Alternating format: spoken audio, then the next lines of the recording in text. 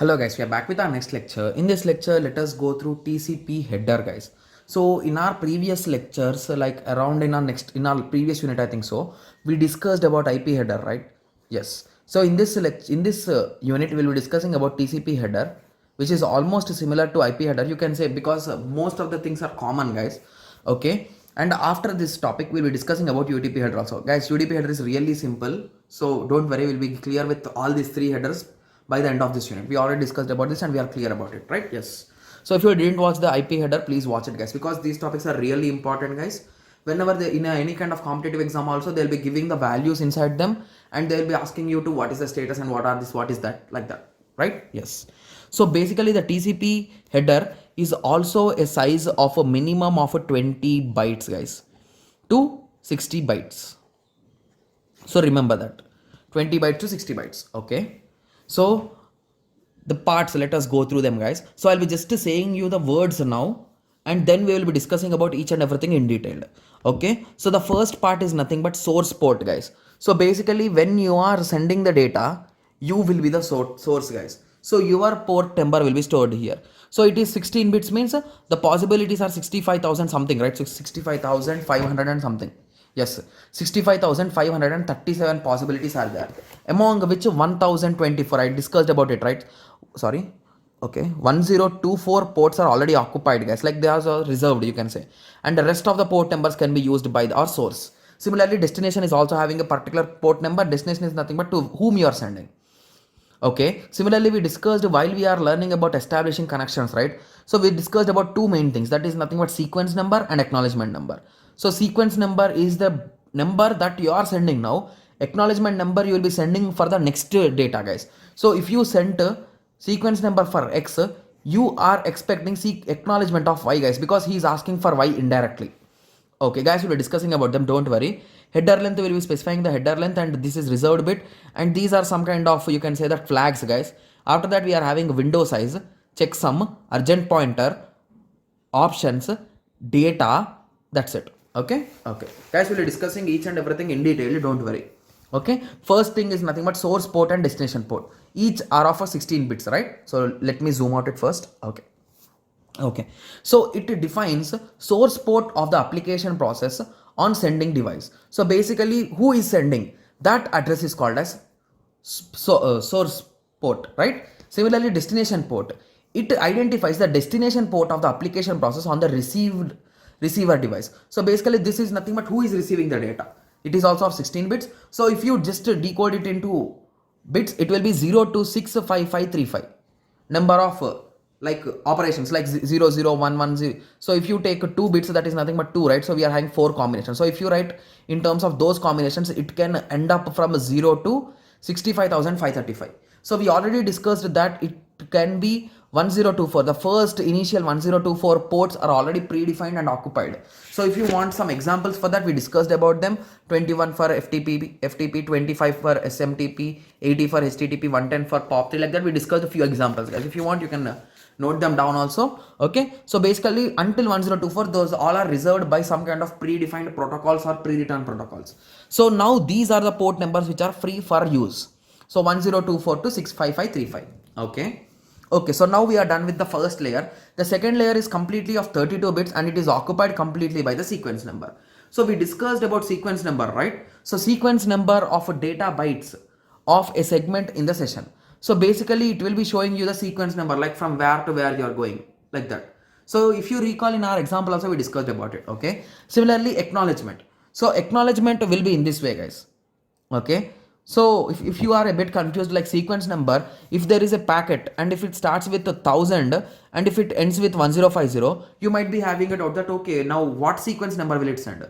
It will always send the last bit, guys. So here the last bit address is 1050. So it will send the sequence number, it will send data with the sequence number of 1050. It will be saying that this is the last data I am having, you take it. Okay, it is not saying the last data in that packet is this. So then the response will be acknowledgement of 1051, guys. Remember this, it will always acknowledge for the next bit, like it is asking, okay, now I got the previous bit, so now send me the 1051 bit, in that way. So acknowledgement, this field that holds the acknowledgement number is the byte number received. but except the next one. So data 1051 is received, but it is sending acknowledgement of 1051. Okay. I hope everyone got some basic idea, right? Okay. Similarly, header length. So the same logic which we discussed previously in IP, guys. So in IP also we are having 20 to 60 bytes of space is mandatory. 20 bytes is the minimum. So if you convert these 4 bits again, 4 bits you will be writing, there is a possibility from a 0 to 16, right? So among these which are valid, guys, for this particular address. So again here also it is a multiple of a 4. So basically from a 5 you can do, guys. 5 into 4 is 20. So from a 5 to 15 you can get the values. Okay. Yes. So the header length can be 5 to 15 in between anywhere. Okay. So it is also a 4 bit. It indicates the length of the header. Okay. So we discussed that the head of the length should be a minimum of 60 and a maximum of 60, 20 and 60. Okay, so 4 bits means 0, 0, 0 to 4, 444, and it is a scale of 4. It is nothing but into 4. So it starts at 4, that is nothing but 5 4s are 20. Sorry, it starts at 5, 5 4s are 20 are valid, and these are all valid till 60, right? Yes. Similarly, reserved bit. So reserved bit, this bit is used for further bits, guys. So these are the 6 common bits which are reserved for any kind of further uses. Basically, if there is nothing new in it, it will be just a 0. That's it. So after that we are having 6 flags, guys. If you are a bit confused, I will showing you the diagram. So here are the first 4 bits. After that we are having 6. After that we are having 12. So if you notice here, it is of total 16, and the next is part is window size. This is also of 16 bits. Okay. Okay. So now let us go through the flags. So here we are having 6 different flags, guys. So based on the flags, I hope everyone knows what does a flag contain, guys. Either it contains 0 or either it contains 1. So it says that whether it is there or not. That's it. So here urgent, URG is nothing but urgent pointer, guys. If there is any urgency in the transfer of the data, it will be 1.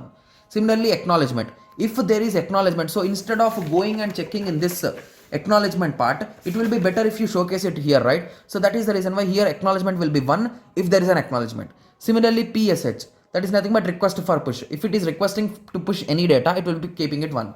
Similarly, reset to reset it, sync to sync the speed or the sequence numbers, terminate is to terminate. Okay, so in that way it will be working the flags, guys. So after that we are having a window size. It is also of 16 bits, right? Yes. So it is used to maintain the flow control.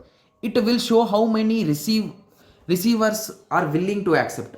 So basically it completely depends on the receiver and sender, right? So if a sender is sending 100 packets or 100 bits per second and the server or the receiver is receiving only 10, is it a good transfer, guys? No, there is a high chance of collision later on.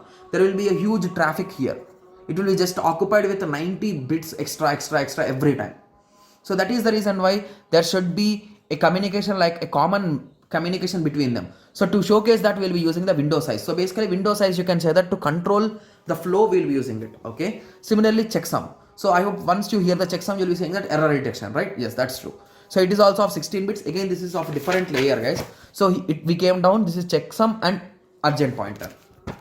Okay, so checksum, it is used for error control and error control mechanism. Okay, similarly urgent pointer is of 16 bits. Okay, so it points to the urgent pointer byte. If urgent pointer is set to 1, this value will be something, right? Yes. Okay, similarly options. So options are nothing but these are some kind of extra things, guys. Okay, so any extra facilities are commonly not provided in a regular header.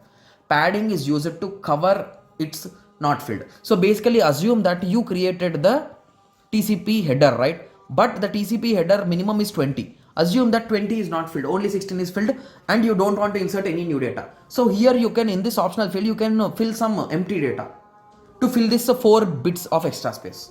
Okay, so in this optional, the most commonly sent data is nothing but maximum segment sent, guys. So basically how much size you can send or how much you can receive is stored here. Okay. Okay. So this is all about the header, guys. So we discussed about each and every module in detail. So after that we will be sending the data. If there is any data, you will be sending it. Okay.